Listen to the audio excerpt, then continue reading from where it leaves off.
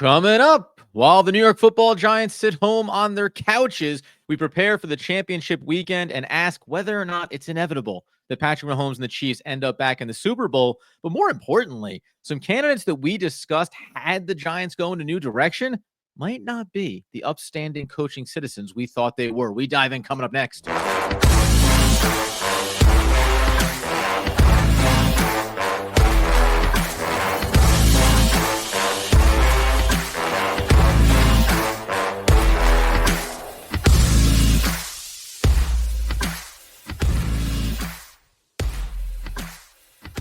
Yes, my friends, it's OGP, the One Giant Podcast, where you know that we are your host. Over here, Adam Marmot. Over there, Andrew Makowitz. We're healthy, we're wealthy, we're having a little bit of indigestion, and we're wise also, though, as we head into championship weekend. Andy, how are we on a Friday? Adam, doing great, excited. This weekend of football, as we're going to talk about towards the end, is truly when you have some of the best teams in the league competing to go to the Super Bowl. You're hoping to see some high-quality football. I'm just pumped for the weekend, man. Just pumped. Yeah, dude, it's gonna be a good time, and you've got like some good narratives. Obviously, it's in the division, so it's a little hard maybe for Giants fans. But there's something really cool about a rookie quarterback taking his team on this kind of run. We know that in the AFC, it's Buffalo and their long history of trying to get there, and then whether or not when they get there, can they actually win the thing? So there's going to be some good stuff to talk about on the back end of this. But we wanted to start with Liam Coen for the Tampa Bay Buccaneers, or should we say for the Jacksonville Jaguars. As I'm very curious to see what your thoughts are on this. And this tends to be the case. I usually find myself being like, whatever. But I think this bothered you and bothers a lot of people that Coen was close to re-upping with Tampa Bay to remain the offensive coordinator. They were going to make him a very rich man. And then there was this quick pivot as Jacksonville finally jettisoned their GM and seemed ready to move in a new direction. Yeah, so if you'll humor me for a second, we'll go through like the last 72 hours in a brief short like timeline of events just to make sure everyone's on the same page on this one, and then we can kind of figure out exactly how you feel about it. So obviously, a few weeks ago, the Jacksonville Jaguars said, Doug Peterson, you're out. Trent Baalke, you're going to remain as our GM. And that really turned off almost every viable and attractive coaching candidate, where Ben Johnson was like, nope, didn't like the setup, didn't even entertain flying down there to Jacksonville. He's in Detroit and Chicago. He didn't even think to go down to Florida just for like, a beach trip, cocktails. Wasn't even interested in it. They tried to interview some other people. There was this idea that Liam Coen, the offensive coordinator of the Buccaneers, was going to interview with the Jaguars. As he had an initial interview where he talked with them, and then he came home and was like, you know what? I don't know about this job. I don't think I can do it with Trent Baalke there, the GM of the Jaguars. So all of a sudden, Shad Khan, the owner of the Jacksonville Jaguars, was like, wow, we're losing all of our good potential head coaching candidates because of this GM that nobody likes, that apparently I'm the only one that likes. Maybe we need to make a change. Now, in that time, the Tampa Bay Buccaneers said, Liam Coen, we're going to make you the highest paid offensive coordinator in the entire NFL. It is contingent upon you not taking a second interview with the Jacksonville Jaguars. Sure. So Liam Coen accepted that situation, and they were like, great, we have a deal. Come in, let's sign the paperwork. He's expected to come in, and obviously part of the stipulation was to not interview with the Jaguars again.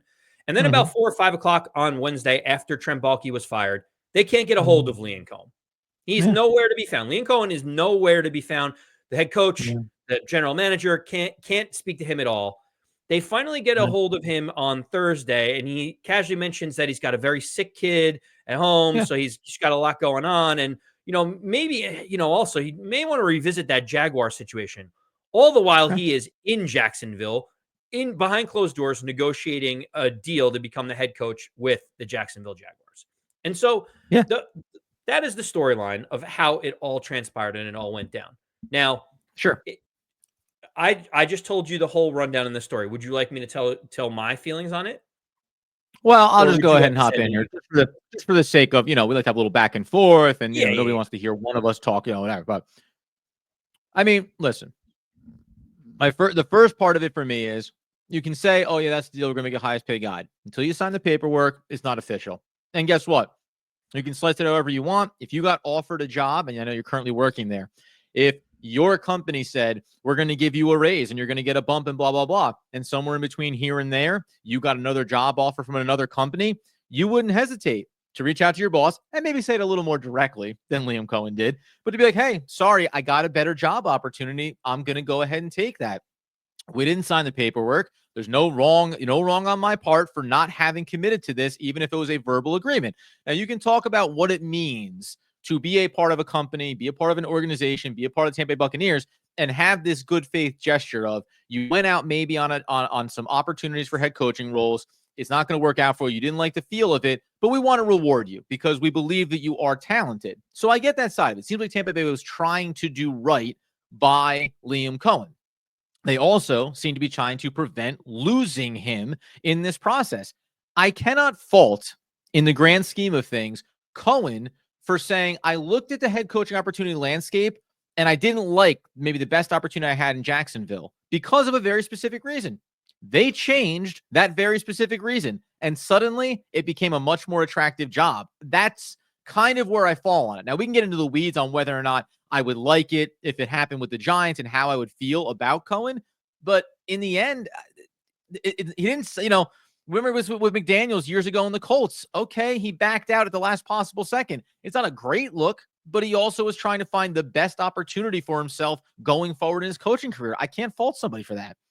Yeah, so I think you're going to be surprised with my answer on this one. Is that like I don't have really any issue with what happened because Oh, okay, good. All right. Liam Coen just needs to know that he just burned every bridge within the Tampa Bay Buccaneers organization almost forever, right? Like at this point, it seems like all of those people were like, "Your word is your bond. You broke that bond, and how are we ever going to trust you ever again?" But does he care if he's got $70 million in the bank from the Jacksonville Jaguars? Like, even if Right. he can't get a job there, who cares?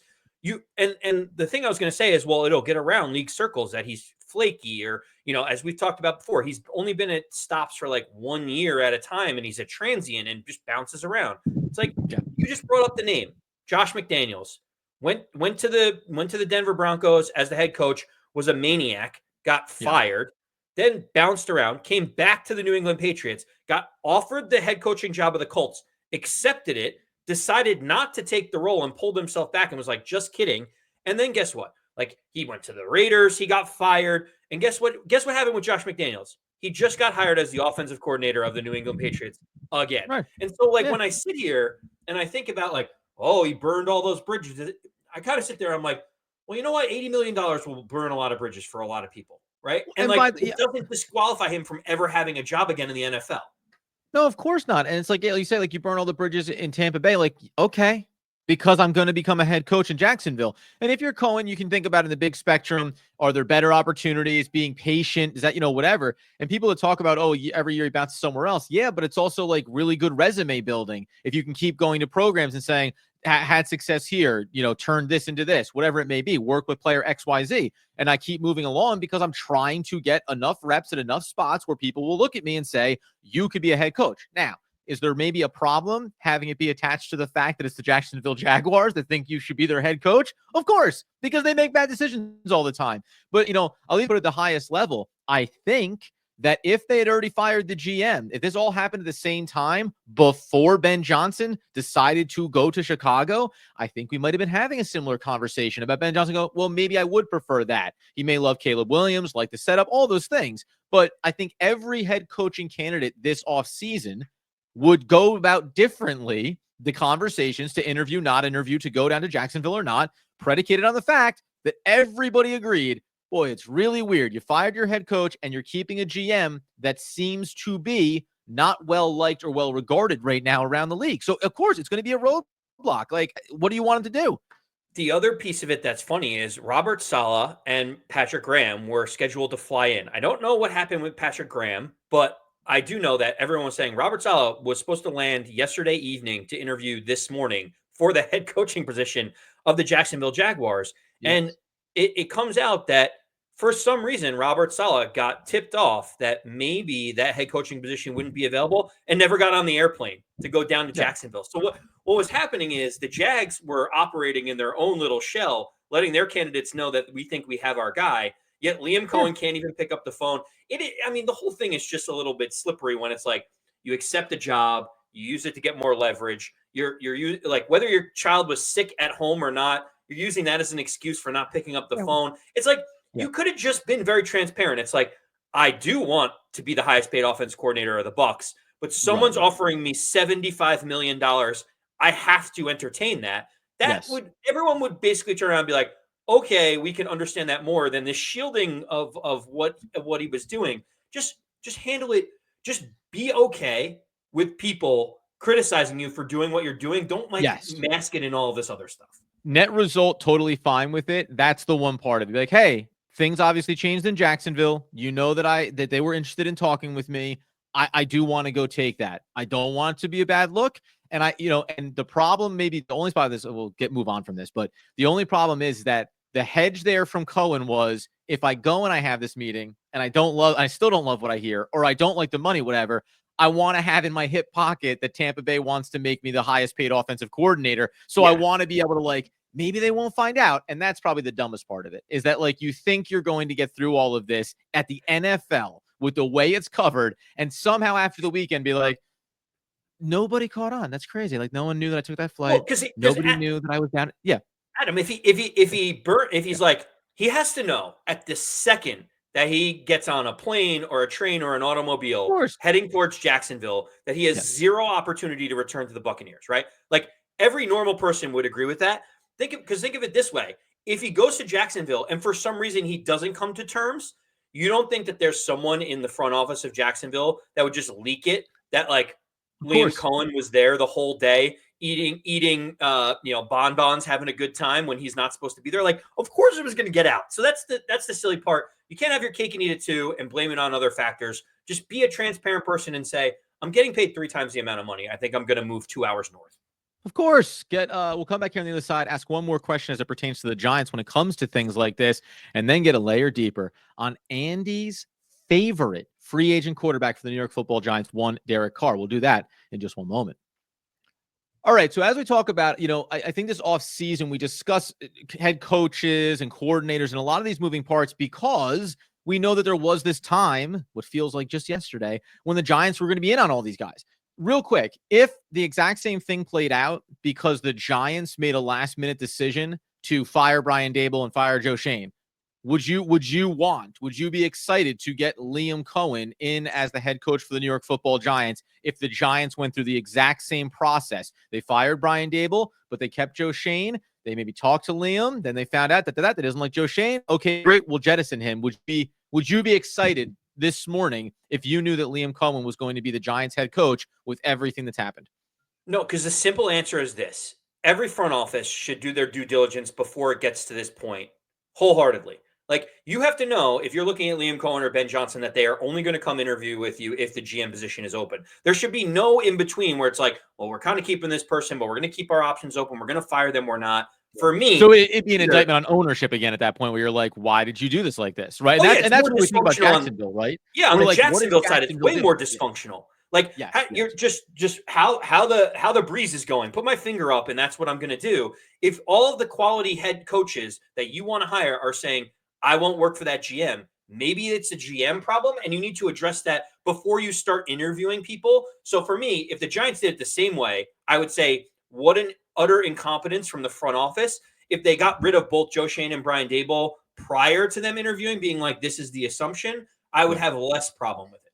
There's probably going to be another conversation we can have here because I've heard this from a few different people that are covering the NFL and talking about how that mentality of, well, it's GM first, then head coach, that is kind of going out the door here. And a lot of organizations treat it as head coach and GM are on the same level. It's not this hierarchy like it used to be. And because of that, you approach things differently as far as your offseason, right? The Jets hired Aaron Glenn, and now they're still going to figure out what they're going to do at GM. I find that interesting, and maybe just something as we talk about sometimes, you got to, change with the time. So if we're hearing these things be approached differently, then it should be talked about that way. One thing that never changes is if you say you're going to keep somebody and it only takes 2 weeks for you to fire them, it usually doesn't look good for you. Now, Jordan, we have a run on and on report from Jordan, who says that the trade avenue could also be an option. The future of Derek Carr in New Orleans is one that could come into question. nothing should be ruled out. Now, the New Orleans Saints, are still trying to figure themselves out. Aaron Glenn was supposed to go down there for an interview.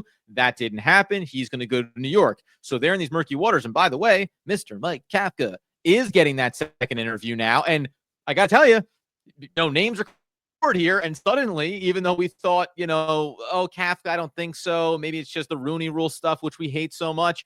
I don't know now. Now I'm actually a little bit more open to the idea that maybe Mike Kafka could end up with the Saints as their head coach. But in the process, we talked about Derek Carr before, and I end up on the side of being like, because he's not a bad quarterback. Doesn't mean I want him as the quarterback, but he's, a decent mid-tier kind of guy, and he can do some things for you, and you're never going to be overly excited or think, watch out, deep playoff run incoming. But when you hear this report that Derek Carr is definitely one of those options on the table for the New York Football Giants, what is just your immediate reaction in the total spectrum of it? Understanding this year is wide open for a lot of things. Do you still stand firm on, I don't want, Derek Carr should be nowhere near the New York Football Giants QB room? 100%. With my chest out, I say it loud, and I say it proud, that I just do not have any interest, literally zero interest in Derek Carr being the quarterback for the New York Giants. Zero. But okay, so let's take this back to what we talked about the other day. Because I find myself on the side of defending Derek Carr, and that's not what this is. But the other day when we put out, here are the top free agent quarterbacks: Sam Darnold, whether we disagreed or agreed, Daniel Jones listed second, Russell Wilson, Justin Fields, Marcus Mariota, Jameis Winston, Mac Jones, all the way down the list. Whether or not Derek Carr is someone that would excite me in the grand scheme of things, if you're going to put him into that list, you're putting him above Jameis Winston in terms of like the quality of quarterback, the body of work. Are you thinking about Justin Fields differently because he's younger? Of course you are, right? Derek Carr is not a young player at this point in his career. Russell Wilson, I actually think there's like a very interesting conversation about what happens with him this offseason. And I thought he'd be kind of like the interesting comp here with where Russell Wilson is at this point of his career, with the fact that it seems like the Steelers, who brought him in, are not jumping to go ahead and re-sign him and bring him back. If anything, we've heard maybe Fields is back there.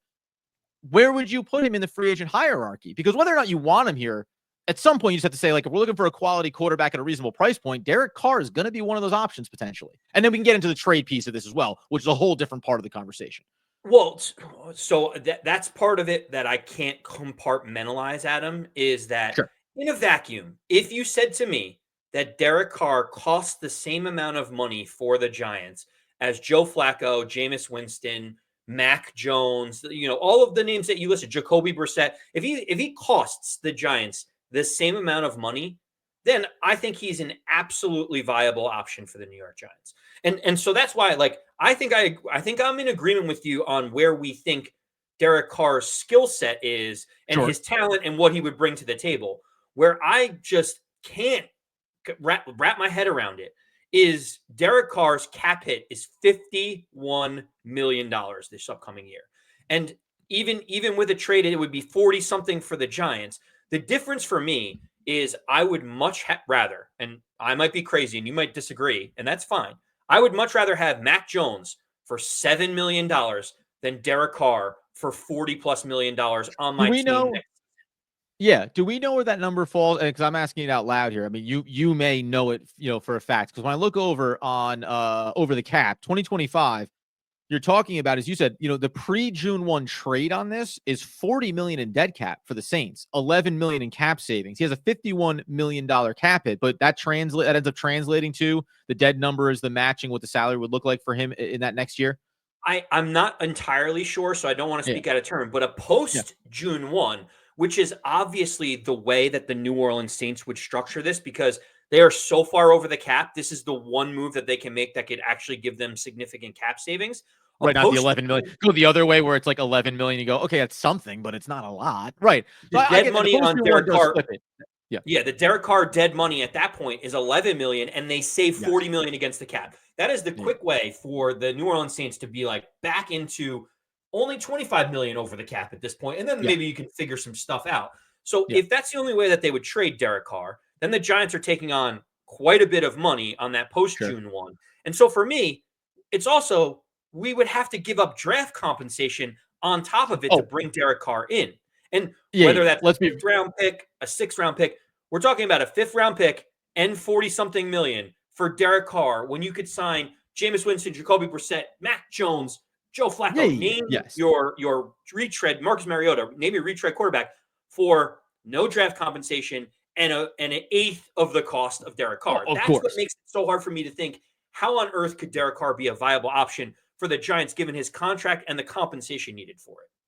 Yes, and I presented this with Jordan Renan's post, which said the trade could be an option. Now I see this more as you say, because the way that you would want to construct it from a Saints perspective would end up saving them money, but not being viable necessarily for any team, let alone the Giants. But I look at it more as, okay, the two ways, we say pre and post June 1 trades, but it's far worse. A pre June 1 cut for the New Orleans Saints would give them $50 million in dead cap and $1.3 million in cap savings. Not going to happen. Not going to work.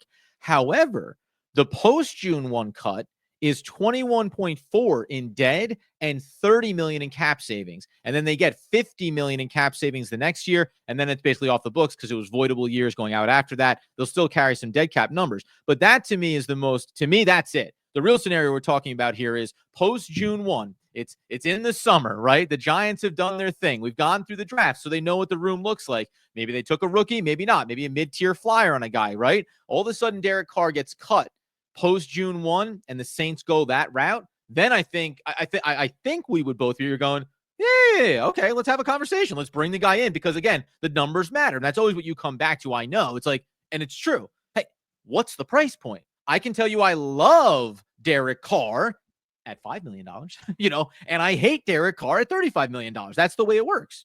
Listen, if I'm drinking a vodka soda, Adam, like I don't want to go out of pocket to pay for a Smirnoff and soda because I usually like Tito's. There's other brands, shout out Yeah. to some of the better brands. But if you're telling me that Oh, hold someone on real else quick. is picking up the tab for that Smirnoff, right? Yeah. Change it to gin and tonic because then I can say, like, if I'm, I want that Hendrix, right? And yeah, Hendrix or Tanqueray, or now all of a sudden you're going a little lower level on the gin itself. Get some sponsorships for the show, though. Yeah, well, I mean, I can be certainly bribed by any spirit that I am able to drink that will pay for this spot on our show. Yeah. But Adam, think of it that way. It's like, sure, if someone else is picking up the tab on the low level gin that you talked about before, I'm more than happy to have a couple of those at the bar. And I feel the same way about Derek Carr. It's not that I don't think that he's the 22nd best quarterback that would work for the team. I just think, it is interesting. The question I have for you is, let's say that we walk through that where they do the post June 1 cut. There's no trade candidates out there for Derek Carr. They just want to save the 21 million. Let's say the same thing happens in Atlanta with Kirk Cousins. I exactly where we all go. Either the Saints or the Falcons are picking up that bar tab on either of those quarterbacks. Do you have a preference on which one you would prefer for the Giants? It's funny, right? Because you try to do the math on this. Kirk Cousins is the more accomplished quarterback. Like, let's just be clear, right? Like, he did a lot with Minnesota, and you'd be more confident in his ability, I think, to win you football games. But depending on what you do this offseason, it'd probably be easier to have Derek Carr on your roster and make different choices throughout the year. There's probably a commitment to Kirk Cousins, and there's probably a price point with Kirk Cousins that's inevitably higher than what Derek Carr is going to command. So I think I probably go with Derek Carr from a price standpoint, flexibility of role standpoint. And I do have concerns off that injury. Like, I just, it not working in Atlanta for Kirk Cousins, even off the injury. I'm like, wow, they got a lot of weapons to like be willing to go to Michael Penix Jr. late in the season. They didn't make the playoffs. Like, there's a lot there that feels like baggage. Now, again, relative to expectations, because Derek Carr hasn't accomplished a lot either when it comes to getting to the postseason. Yeah, I mean, I tend to agree with you. I think Derek Carr is a better option only because I don't know if Kirk Cousins can recover from that Achilles injury. We saw it not look great in Atlanta, in a dome, with all of those weapons that he had. And now all of a sudden, you're going outside in the Meadowlands at MetLife with that still Achilles as a question mark. If it came down to some of those veterans, I would probably pick Derek Carr. But again, it's all about the price point for the Giants and what they're looking to try to do. All right, listen, this weekend coming here in a second, we're going to close out, talk about the championship round, what probably is going to happen and what we might prefer as we look ahead to the Super Bowl matchup. We'll do that here in just one moment. All right, back into OGP, folks. Talking about that championship round, we looked at a little bit of coaching. So we talked about some QB options. It's going to be the theme of the offseason for the New York Football Giants.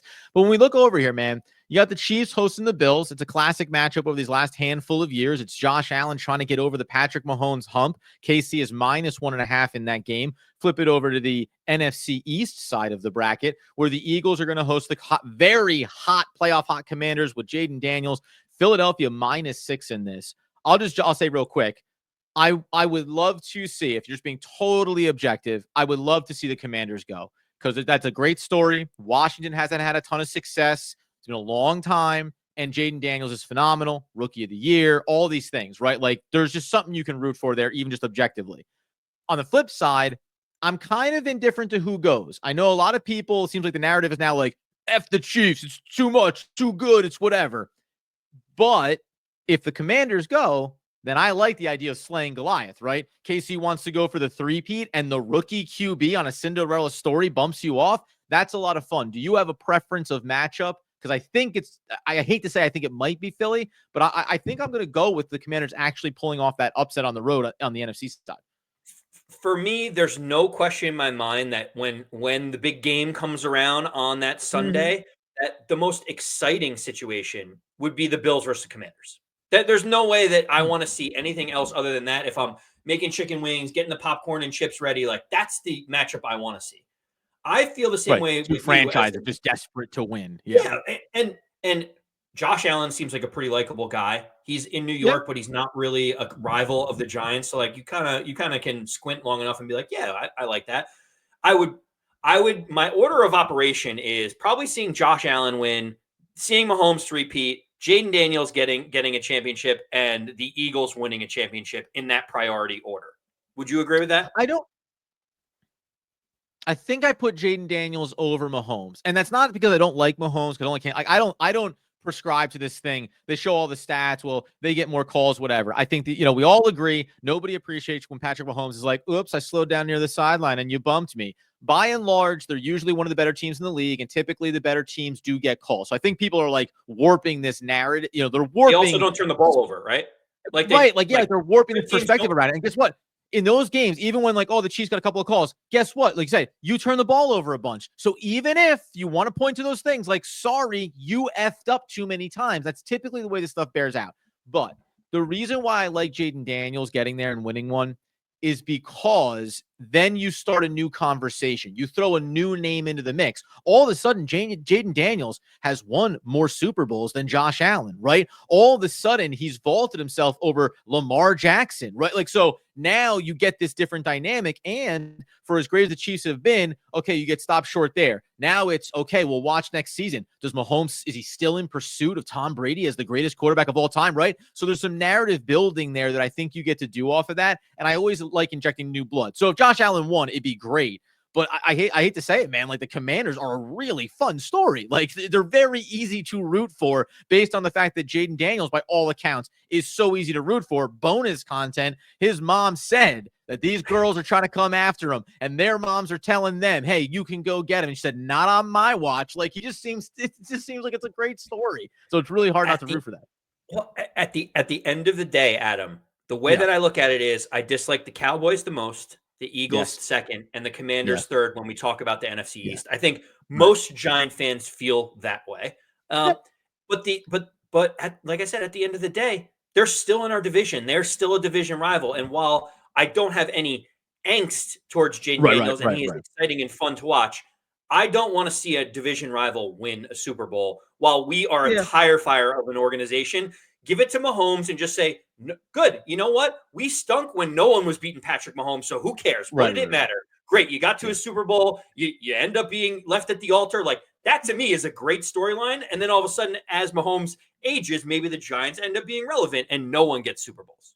Which, by the way, when the Eagles beat the Patriots years ago, it was like, because we were the only guys that had done that had been able to beat Tom Brady in the Super Bowl. So when the Eagles did, you were like, well, it doesn't change. It's still awesome, but it did somehow seem to water it down a little bit. We're not even mentioning the fact that how would we feel if Saquon Barkley went and when he won a championship? Again, I objectively would feel very happy for him because he's a great player and a great person, and he deserves that. And we know that all those old narratives about what it means and they traded him away and you could have paid him and all that stuff. For that reason, it's not about Saquon the individual. I'd be happy for him. I'd be a little frustrated that the Eagles won.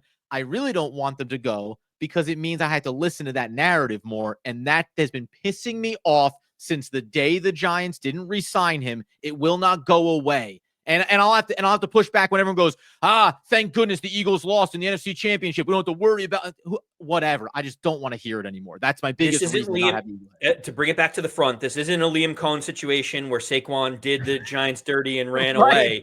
He wanted to be here. He said it a million times, and the organization pushed him into the arms of another lover. So for me, I feel the same way about Saquon, but I definitely can't cheer for the Eagles.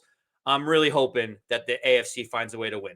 So. You better believe it. Or maybe the Commanders. I don't know. We will come back in on Monday. We'll talk about what happened in the championship game. We'll start to get into the Super Bowl conversation. I've been in the simulator. I've been in the draft simulator, and I have found a handful of names that I want to put out there now so I get full credit when the Giants take a look at them in the draft. Get us on YouTube at One Giant Podcast. Get us at One Giant Podcast on your podcast feeds. Get us at One Giant Podcast at Adam Arlington at AMAC214 on X. But until the next time, until the best times, it's Andrew Mack with What Need an A, to the man that people know.